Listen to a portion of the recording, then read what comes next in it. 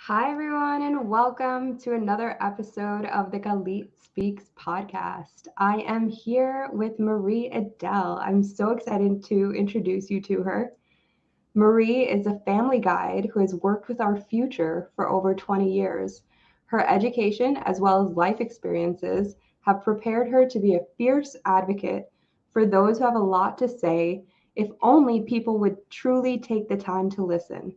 She works with multiple modalities in a holistic and spiritual way to help families truly understand and love each other as they are.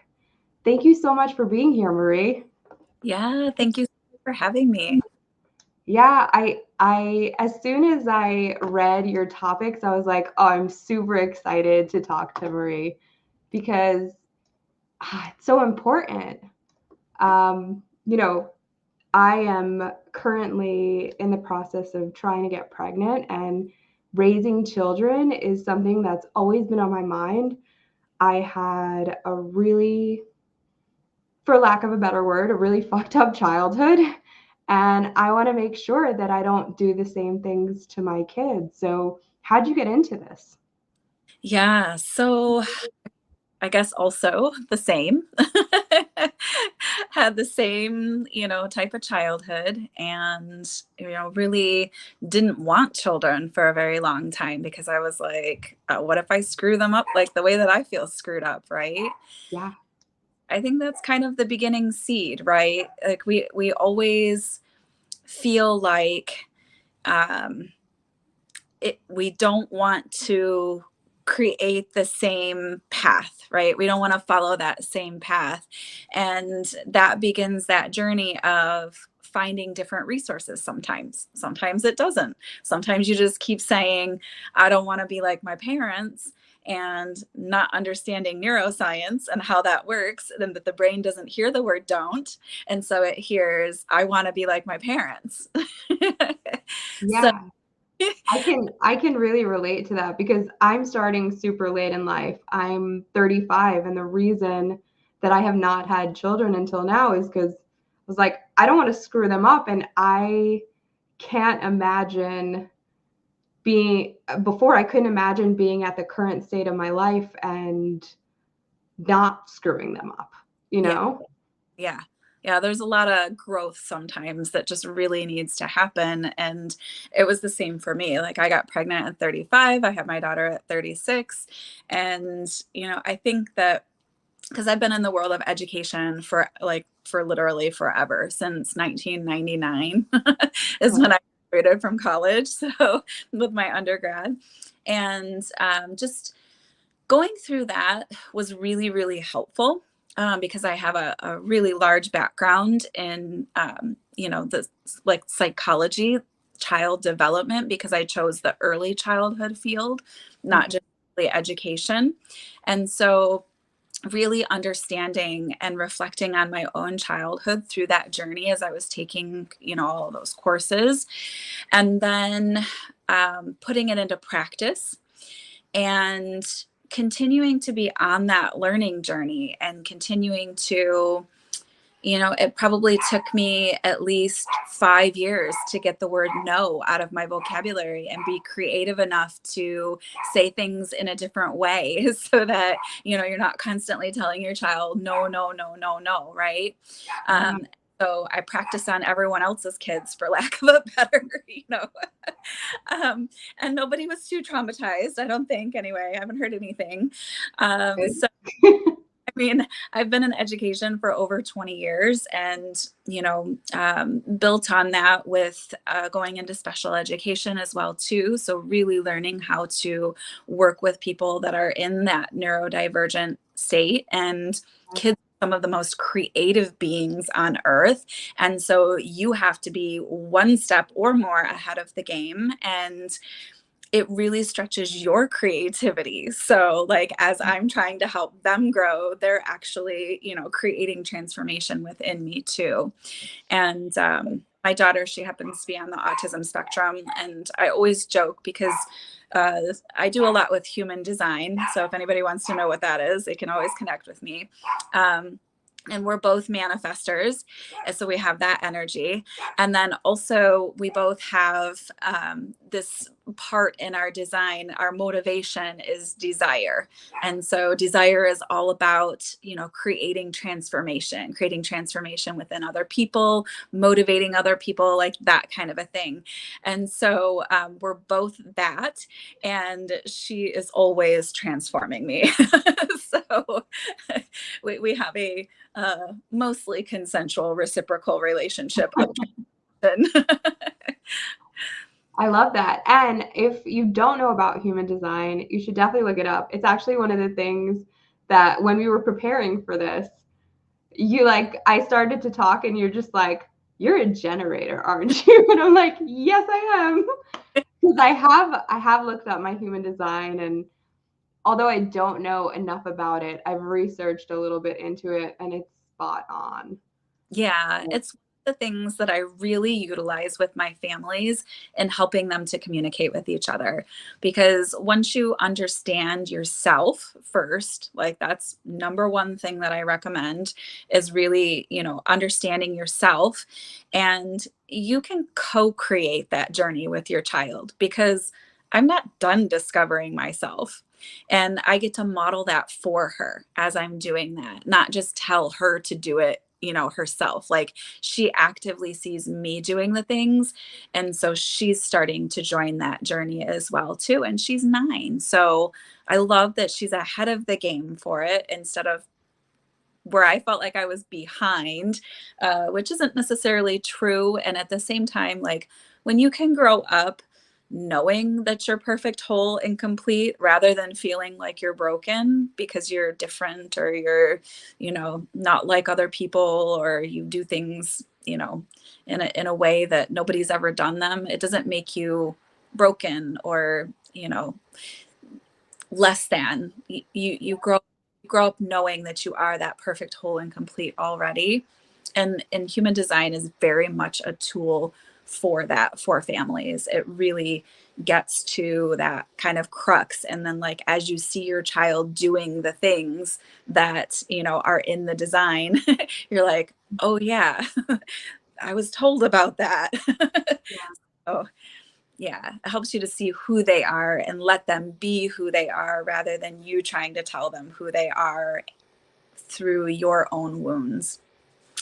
Yeah, that's important because you don't want to, like, that was one of the things that scares me. You don't want to put your traumas, your issues onto the next generation. I've worked so hard to break the cycle that I did not want to inadvertently pass that on.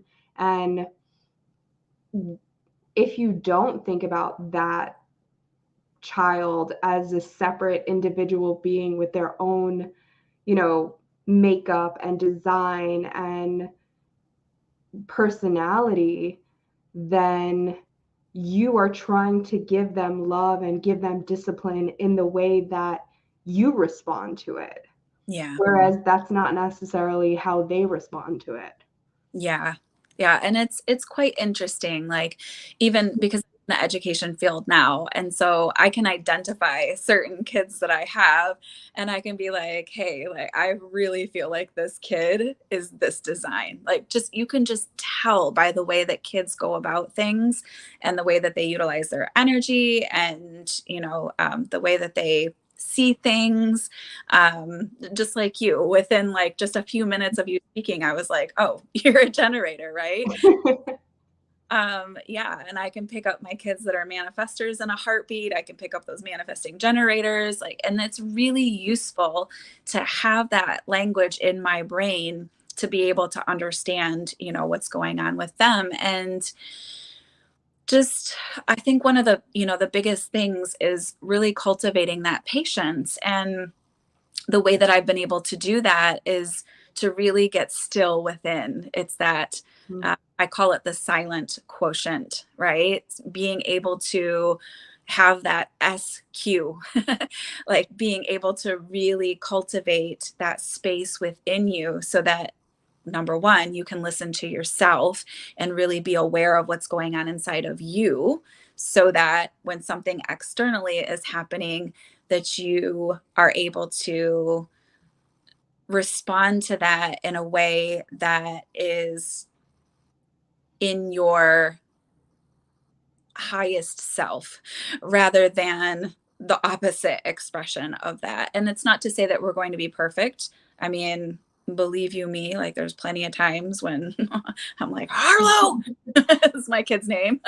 um, and at the same time, for the most part, like I've got a 9-year-old and, she says to me, I want to be a mom someday and I want to parent them like you parent me.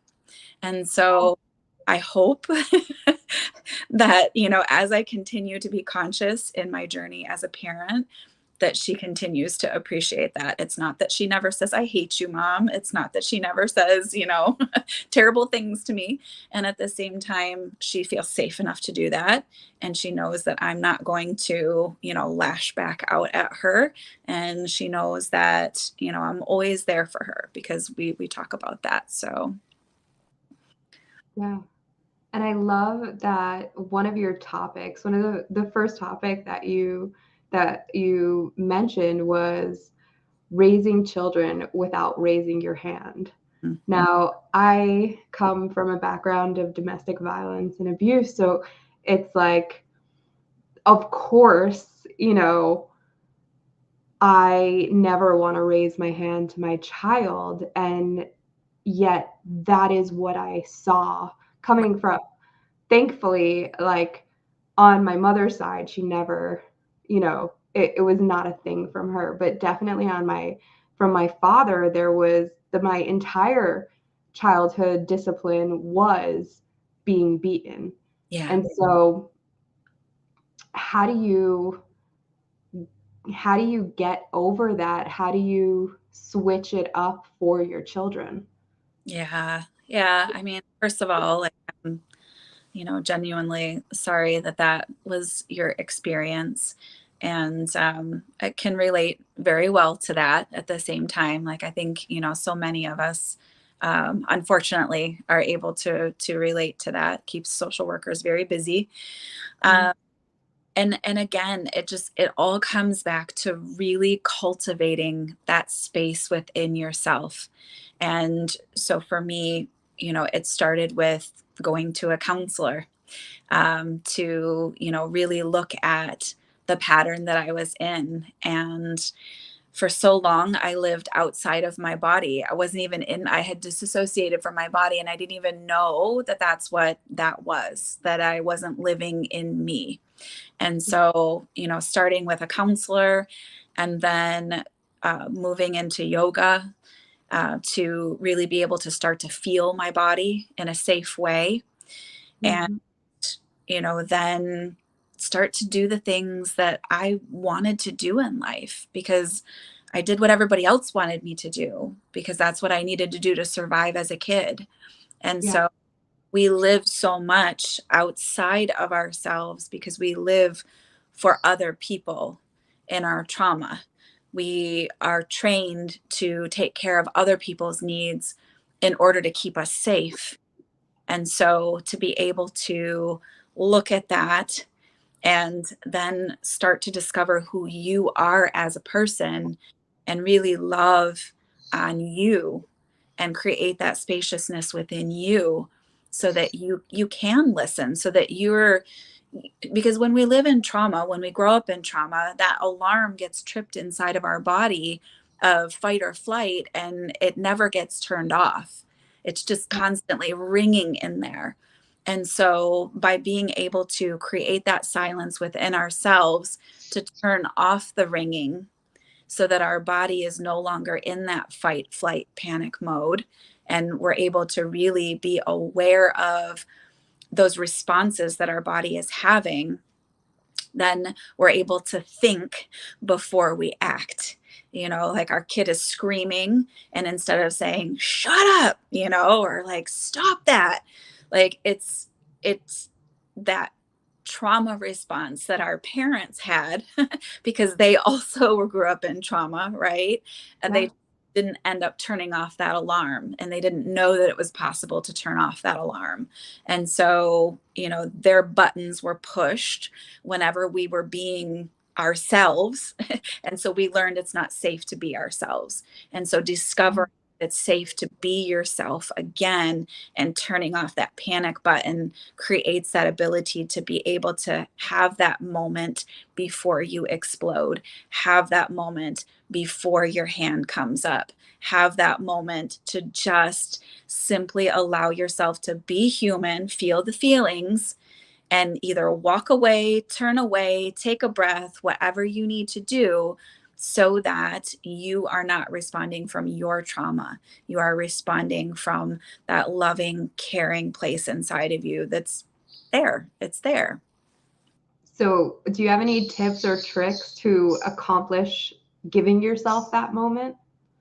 Yeah, I mean, practicing beforehand, right? Like that's what all of like the yoga is. That's what all of the breath work is. That's what all I mean, I do all of that work with my clients to really help them to cultivate that space within, to really be able to get back into your body so that you can become aware of the responses for your body, so that you can then rewrite those neural pathways from fight, flight, panic to calm, peace, joy, those kinds of things. So, you need to turn off that alarm. You need to be able to soothe your nervous system so that you're not just like, you hear something and you jump, or, your kid does something and you just knee jerk react and feel horrible afterward.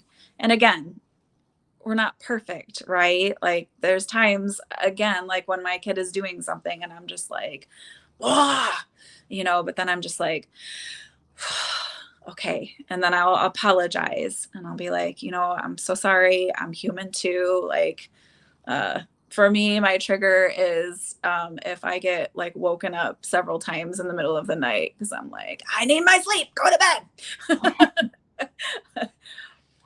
Oh my God, I feel like I have that reaction, not necessarily during the night, but if I've had a really bad night, um, because I work for myself, oftentimes I will like attempt to get a nap during the day, but also because I work for myself, I'm constantly getting phone calls.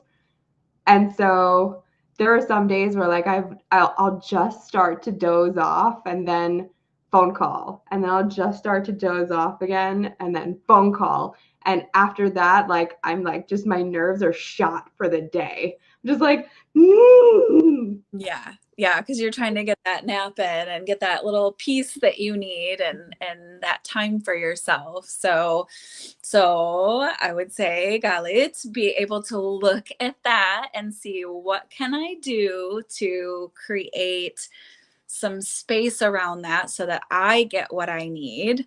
And then also the other people will get the best of me as well too. yeah, yeah. I mean, there have been so some of the things that I'm doing with that, and maybe it'll help somebody listening, is I now, when I'm going to take a nap, I give my phone to my husband. And I'm just like, here, it's Yeah. all on you. If Yeah. it's something super important, then you can wake me. Otherwise, take a message and I'll deal with it when I wake up. Yes. Um, I also try to make sure that I get really good night's sleeps. Yeah. Um, I have I have an aura ring which monitors my sleep, Yeah. and the different patterns. So I make sure that I am looking at the different you know the different things that I'm doing during the day to create a better, a healthier me, so that I have a healthier response to things. Yes. Because I'm always kind of a little, I'm always a little fearful because I have that kind of a past Mm. that I will perpetuate it. And so I've learned to kind of put these extra measures in place to make sure that I never go down that route.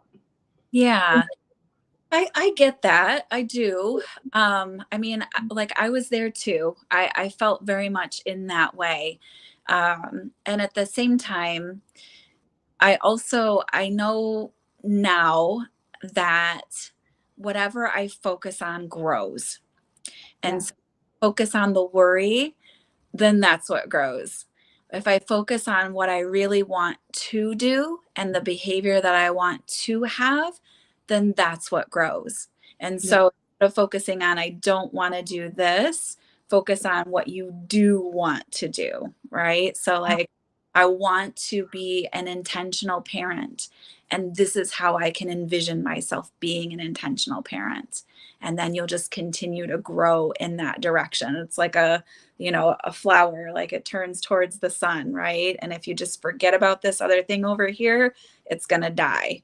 So we want that weed to die, and we want the the focus to be towards the sun. Yeah. So I have a question. Do you have, so let's say you're coming into this with a couple. Yeah.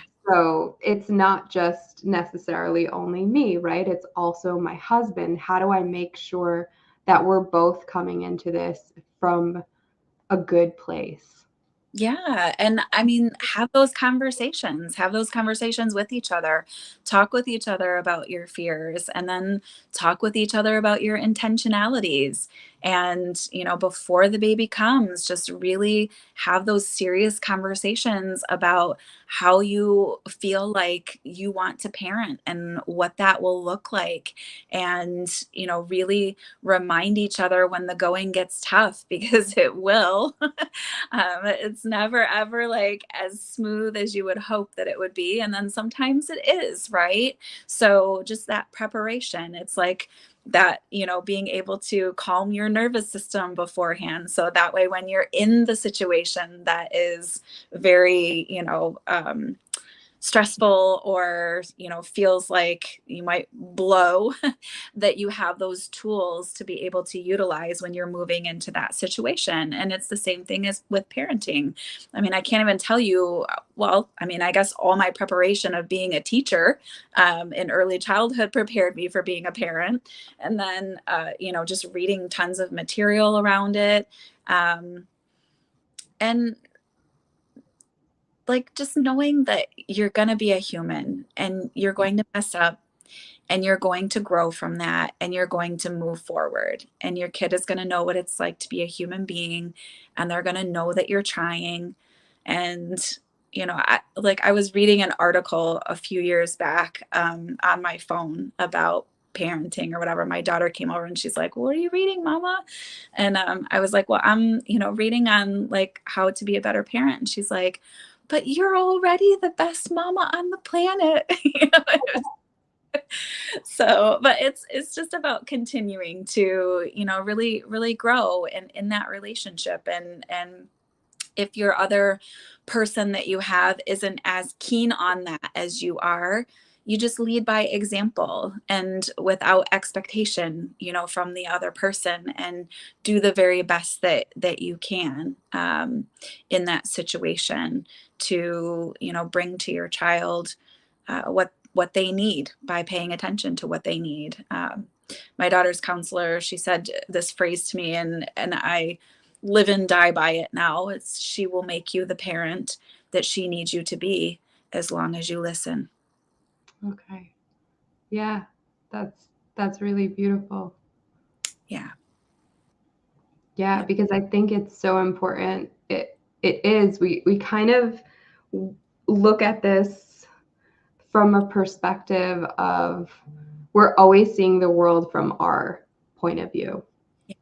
And when you become a parent, you have to understand that you are now, and even in a relationship, really, you have to understand that there's another person with another perspective and another point of view Yeah. that you need to help them see the world. Mm-hmm. Yeah. And so it's a different kind of thing. And I think for me, especially, that was why I've waited until this point, because I'll be honest, I was like, I feel like I'm just too selfish right now to have a child, because there are so many things that I feel like I need to do. I feel like I need to accomplish.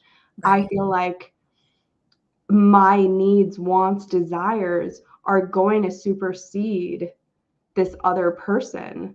Um, and it's not until now when I feel like I am stable enough and I have done and accomplished the things that I wanted to accomplish by, Yeah. before bringing someone else into the equation and their needs and their wants and their desires, and to make sure that they're healthy. Like, I wasn't healthy Yeah. before this point, mentally, physically, emotionally. Yeah. Yeah. No, and it's such a, you can become a parent very young, and you can be an amazing parent, and you can become a parent older and be a very amazing parent. You can parent young and, you know, create the life for the child that is most like a diamond, the most pressure, and then, later on. And I feel like that's, one of the things too for me is just really realizing that we from my perspective, and the way that I view spirit and the way that I view the world, is that we choose our parents, we choose the situation that we're born, and that is what makes us who we are. And so even though I had that experience as a child, I'm able to look at it through different eyes as to what the experience was, because I called that to myself in this lifetime, in my eyes. And, also the phrase, when people know better, they do better. Like, truly know better. Not that they read it or that they heard it or, whatever, because you're not going to be able to convince someone else to change. But when they truly know to their core that this is the thing that needs to be done, then they will do better. And my parents, they didn't know better. And so they didn't do better. Right. Yeah. And that's what I called to me in this lifetime, to be able to learn that lesson. And here I am, a champion for children. Right. And so um, I give a voice to kids that aren't heard, like, really, really, even in the teaching community. Not every teacher is healthy. And so I get to step in a lot and really help kids in a situation where they're powerless to really express themselves, because the adult is equally having a meltdown. Yeah. Yeah. Another thing that I really wanted to talk about, because I think it's really important, especially, well, always, but especially now with all the conversations that are happening in the world, to teach children about consent. And I Yeah. think it's important for both their health and well-being, and also for the health and well-being of those around them. Yes. So what are some ways that you can make sure that that is an important topic for them, and Yeah. that they understand what that truly means? Right. And so you can start from infancy with them on that. I know that sounds really weird, but like, from the time that you go to pick them up, you can say, I'm going to pick you up, and then wait a few moments, and then pick them up. I'm going to Mm, diaper, wait a few moments, and then change their diaper. So that way you're not just forcing them into situations. Or, I'm going to feed you now, are you ready for food, and just kind of like offer up those kinds of things, and really listen and pay attention to your baby's cues along with that.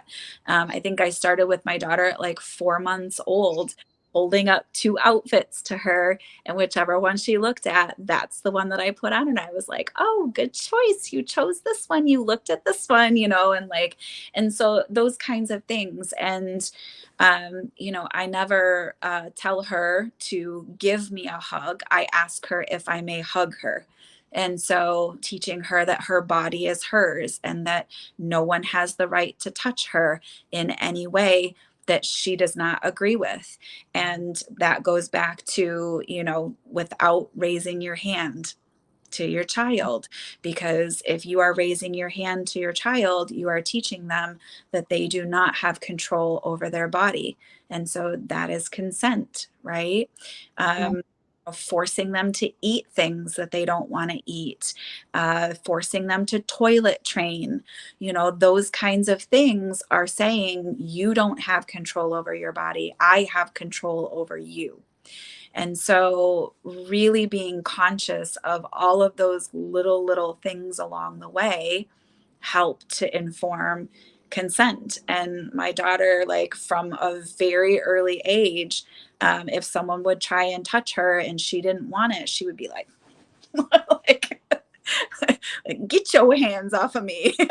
Yeah. And I think that we are too, or, the way that we have raised kids in the past, it has been, oh, that's the adult.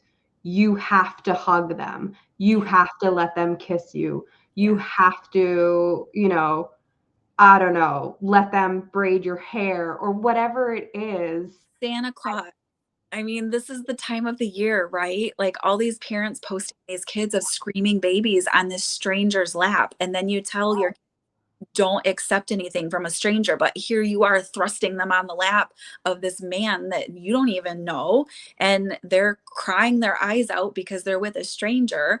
That's not consent.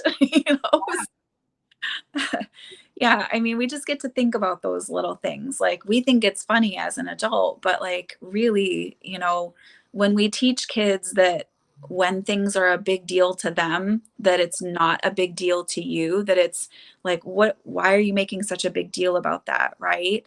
It Yeah. teaches them that their thoughts and their feelings are not, something to be respected. And so really, being as conscious as possible.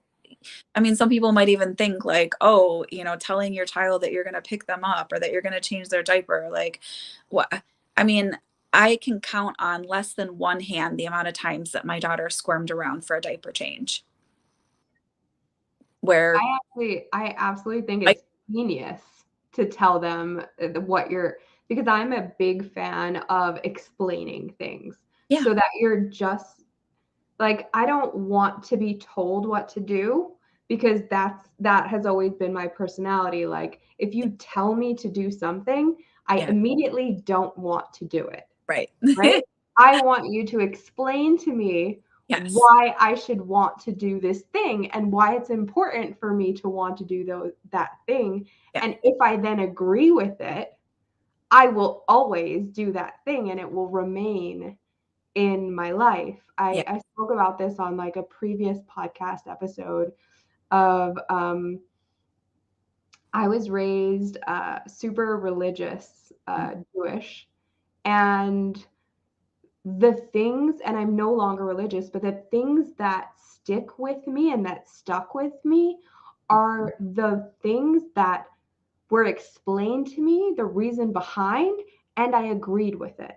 yeah, So I'm a vegan now, but before I was a vegan, I did not mix milk and meat. And yeah, then the reason behind that, what was explained to me, is you don't cook a baby in its mother's milk. yeah, The milk, right? The cheese is coming from a cow's milk, and right. then you're then eating the cow with it. Yeah, And that, as a child, I was like, oh, yeah, that makes sense. Like, I don't want to do that. That sounds horrific. yeah, That stuck with me, and that was something, no matter what, I was holding on to that and I was keeping that because I understood it. yeah, So to tell a child like, hey, I'm going to change you so that you'll feel all nice and comfortable and you'll be able to lie down and you won't feel wet. Like, Yeah. that sounds genius to Yeah. me. Yeah. Yeah. And it's just that extra step, right? It's that extra step. And then you're feeding that need that your child has. You're creating that level of comfort for them. You're showing them that you care about their thoughts and feelings in the process. You're modeling that for them. You're modeling the language for them, which babies, they create all their synapses and dendrites and neurons and all the things around you speaking to them, you interacting with them. And so you create a more intelligent child. You create a child who then understands choice, who understands consent, all of these things that we, because, some people are like, well, I can't treat them this way because then they're just going to go out into the world and then the world is going to smack them across the face. Right. And, one of my favorite, children's advocates, she says that, we're not meant to toughen up our children for a cruel world. We're creating children that are going to then go out and create a kinder, gentler world. And so, really being able to deal with our own shit so that we can be in that space to be able to help our children to grow in the way that they're meant to grow. Yeah, and I honestly think that by doing that, you give them the tools to deal with a cruel world, You do. right? Because when you can explain things, when you can, talk about what something made you feel like or why something happened, you're able to more easily process it. If you don't have those words, if you don't have that idea that you are allowed to speak, that Yeah. you are allowed to express, you are not going to function well in a cruel world. Yeah. And the other thing too, that you stop seeing it as a cruel world, Yeah. right? You see it through your color of glasses and you see all the good that's out there. And yes, there are things that are not, but again, it's that whole idea of we work on ourselves because we're all one anyway. And when I transmute my grief and my pain, I'm also transmuting other people's grief and pain and creating that energy ripple that goes out that is going to then change the way that the world works. Yeah. Yeah, because that's the goal with my life. That's the goal with this podcast. That's the goal with, everything that I'm putting forth into the world is to create a, like you said, a kinder, gentler world, to have people just think. And by opening up the dialogue, whether it be with other adults or, whoever's watching or my kids, you know, that's that's the way to do it. Yeah. Yeah. Yeah. And by having these kinds of conversations, the universe is listening. We're Yeah. putting these things out there. And this creates an energetic ripple all in and of itself. Yeah. So I want to talk, I want to go back to consent a little bit Mhm. because there are so many things that we hear, um, like things like boys will be boys. Yeah. And,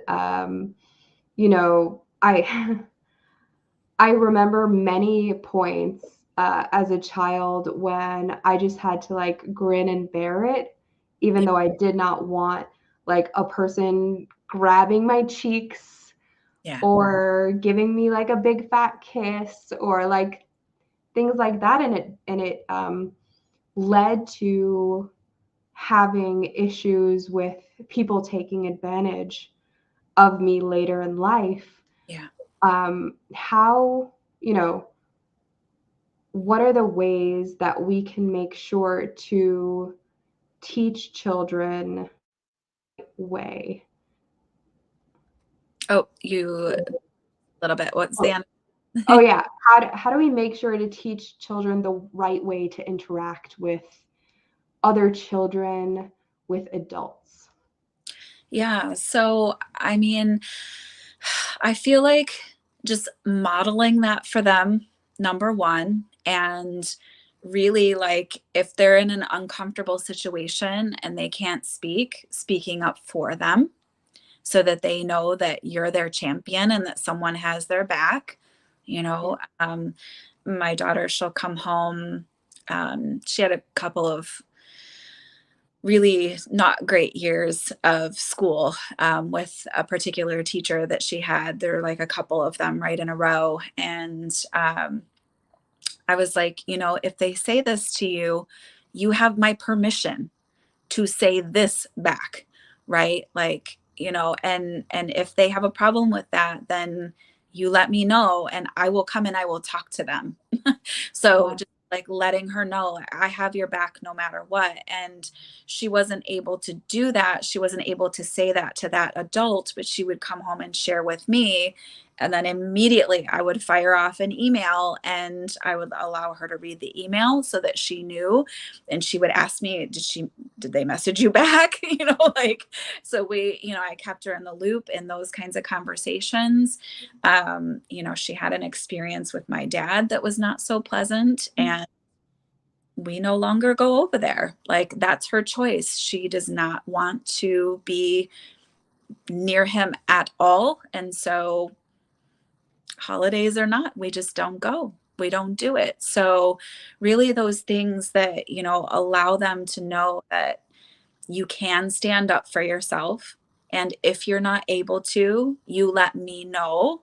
And if you need me to step in, I can, right? I usually ask her, I'll say, do you need me to just listen to you? Do you need me to give you advice or do you need me to take action or none of the above? Like, what do you need me to do? And just give her those few choices. And sometimes she just needs me to listen. Sometimes she just wants to vent.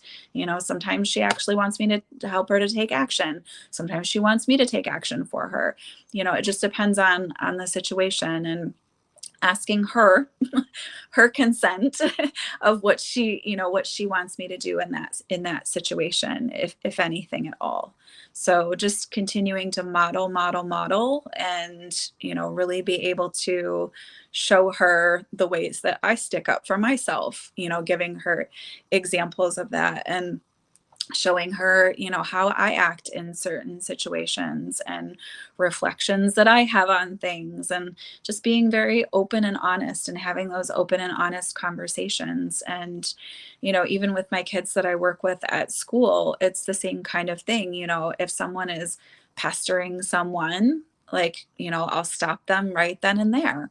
Be like, did you hear this person? And have that person repeat back to them, I don't like it when you do that. Helping to give them words, to go with that. Because we're not born knowing those things. We're not born knowing those words. We're not born knowing how to share how we feel about things. We get to have those models and we get to pull what works for us, what makes sense for us around those situations, and be able to move forward in that. And so really, example, it all goes back to you, right? Like, Yeah. you're the one. So you're the one that they're around the most. And for me, it's the long vision, it's the long goal. Like, I want my kid to know that I'm always there for her, because when she's a teenager and she's in a pressure filled situation, I want her to be able to call me no matter what's going to happen. And, so that I know she's safe. If something bad happens, I want her to immediately be able to call me or come to me and let me know what happened, instead of feeling like she has to hide it in shame. Yeah. So there's so many layers that go in that. Yeah. And so it's something just came to me while you were talking, and I just want to touch on it because you mentioned um, potty training Mhm. without forcing them to potty train. And I just want you to elaborate on that, because I feel like that's such a strange notion. Mm-hmm. Yeah, I didn't potty train my kid at all. We just had like a small little toilet that was in the bathroom because she would come in there when I was in the bathroom. And then like she decided that she wanted to sit on it at one point in time. And so she would sit on it like with her diaper on. And then she decided she wanted to try and sit like I sat without a diaper on, Yeah. because everything was like open, honest, like I even like changed my pad in front of her, like all of those things. We had conversations from the time that she was little about like someday this is going to be you and like this is what's going to happen, like all the things. Like there was no holding back, like nothing. And eventually then that graduated to her wanting to try to sit on the big toilet. And just before her third birthday, like she totally day and night she was dry and like just was going to the bathroom on the toilet. Yeah, so it was really just, being 100% open and honest, and just showing her, like modeling, as you said, for her Mm-hmm. the way that you do. Yep. That's it's such a it feels like it's so self-explanatory and so simple, Mm-hmm. and yet it seems like it's so hard to do, just because that is not how it's been done. Yeah. Yeah, there's a lot of layers behind that because there's a lot of different philosophies. And I'm not knocking any other philosophy. We're talking about, you know, not forcing things on kids. We're talking about letting them make decisions. We're talking about raising kids that understand consent. We're talking about, raising kids in a very mindful way. Like my whole goal is generational transformation so that we raise children in a very different way than our parents raised us, and that is like put out there for people to be able to do. And so when you think of all those little avenues, like you said, that just seems so simple, right? There's so many layers on that. There's so many about what that looks like. And I just gave you a synopsis in 30 seconds of 3 years worth of work, right? Yeah. Like, so, and it's the same with food too. Not, like you can let your kid decide when they want to start eating the other foods, and then like you can just have the food on your plate, and as the child reaches for it, then you can let them try that food, right? Like that's called baby led weaning. Like they get to decide, like the same with nursing. Like my daughter nursed forever. Like forever. Like it was just, and finally we had to have that conversation because it was both of us, right, in that relationship. And I just had to let her know, like, honey, I'm kind of done, and like I'm really hoping that you're done too. Like it's Yeah. So if it's too personal, like don't share. But how long did you she was nurse? 5. So she was 5. She was Wow. So 5. full on teeth, everything. Yeah, she was 5. But, for me, it was just kind of like, okay, like I can nurse her this long and I can, provide that nourishment for her. And she's getting ready to come in right now. Yes, ma'am. Can I watch the box trolls? I would like you to wait for that, please. Thank you for asking me. I would like you to wait until I come down there so that way I can look and see. All right. Okay. All right. Let me finish up with my meeting. Okay. Thank you, ma'am. I'll show you the preview of it. Okay. All right. Yeah. Just keep watching what you're watching and then I'll be down. I finished it. Okay. All right. I finished it. That's on the, the little menu where there's the 3. Okay. Yeah, that's all where right. I saw it. Okay. Thank you for waiting for me. So there we go. I love that. I got to see like a real interaction. Yeah. I think that's awesome.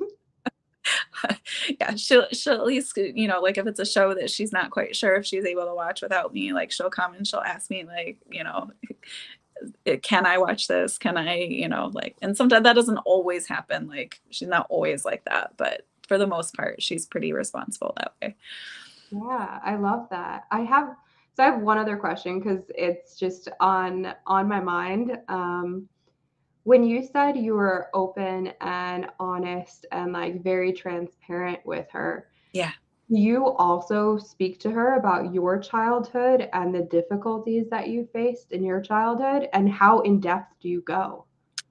Yeah, I mean, so when that incident happened with my dad and her, I just, I really kind of let her know, like, this is it's kind of who he is, and it's kind of the way that he always has been. And um, you know, that he, some people, they are not as equipped to change as other people. And the same thing, when people know better, they do better.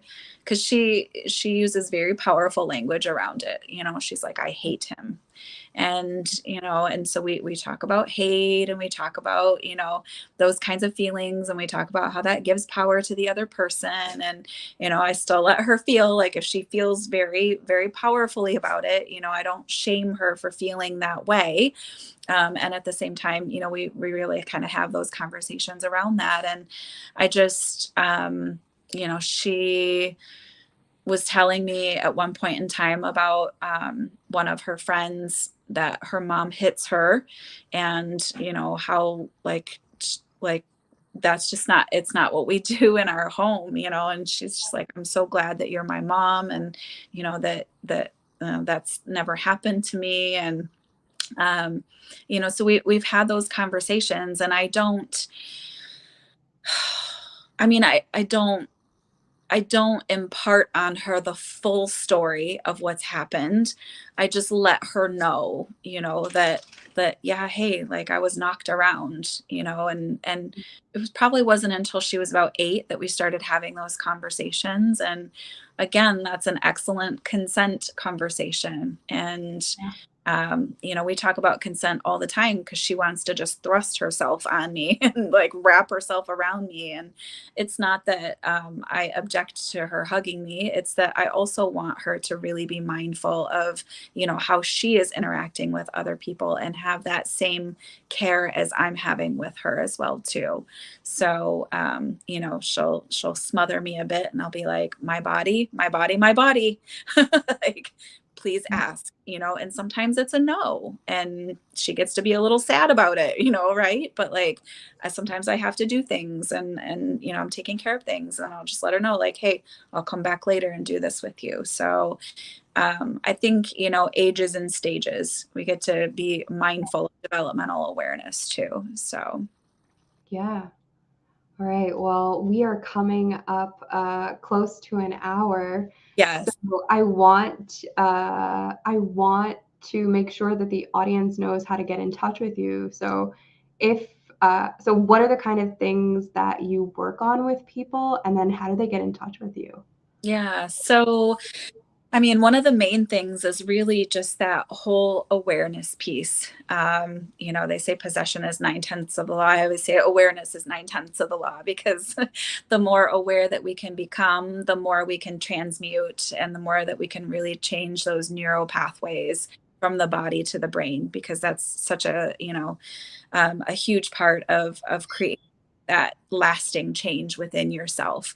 And so I do a lot of that transformation work with the body and the brain together, using that, somatic, which is the body, and the neuroscience, and really rewiring that pathway. Specifically with a lot of people that have had a lot of trauma. That seems to be the people that end up coming. And Yeah. then, that actually helps with so many other things. It helps with people's businesses, because then as they're releasing their, the so-called blocks, for lack of a better word, like the blocks in their body, then that shame, that guilt, that blame, like all of those kinds of things, they leave. And then you're open to that creativity that you have, that you can tap into, that's your endless source, right?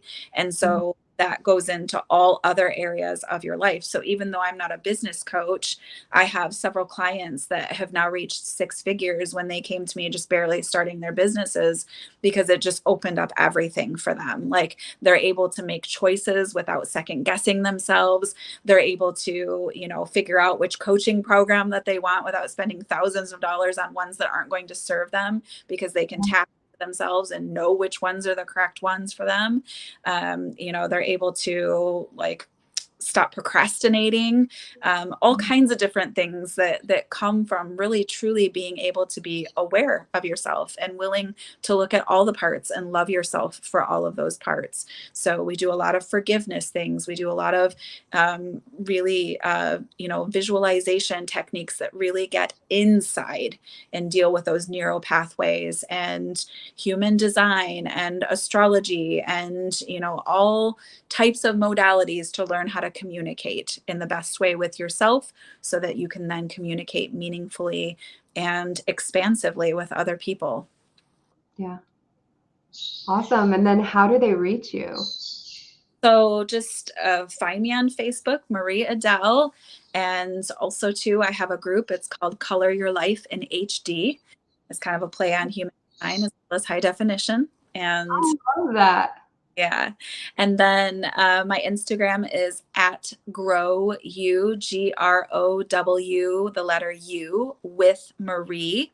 And then TikTok is at Marie Adell. So there's lots of different modalities, and I can always pop it in underneath of the chat box as well too. So yeah, and then I will share all of the links that you share with me. I'll put them up on all the videos and share it to all the places. yeah. If anyone was watching this now or watching this on the replay, and you know someone that needs to hear this, please make sure to share it with them. Please make sure to have them reach out to Marie. Do all the things, like, subscribe. You know what to do.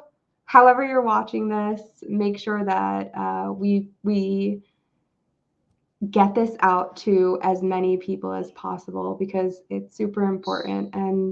And I know that my life would have been significantly different had my parents had these tools. Mm-hmm. Yeah. Yeah. Sometimes we wouldn't be who we are with that as well too. It doesn't mean we always go through pain to have that transformation though. So Yeah, I definitely, I definitely believe that I am the person that I am because of the things, in spite of the things, in all of the things, yeah. it's a part of who I am, but it didn't have to be. And I don't want that to be the experience for the people that I'm in charge of. Yeah. Yeah. There we go. Yeah. So thank you so much, Marie. And if anyone needs to reach out to me, it is Galit Speaks everywhere. Okay. Thanks, everybody. Thank you so much. Have a great night. Thanks. And I'll see you all next week. All right.